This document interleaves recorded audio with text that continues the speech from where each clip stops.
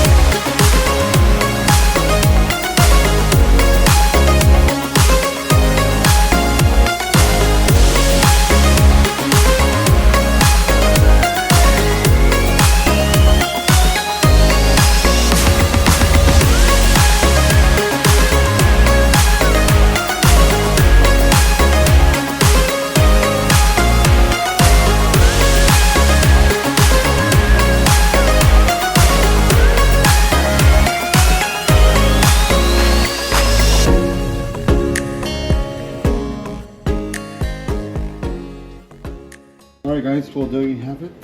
We got both brakes, both sides completed. All right. Again, don't forget to top up your .3 brake fluid, and of course put this back in. Good to go. With that being said, thanks for watching, guys. I hope the part numbers were a great help. Again, part numbers are just from 2007 to 2009. Thank you so much for watching. See you on the next one. Please like, subscribe, share with friends and family. Peace.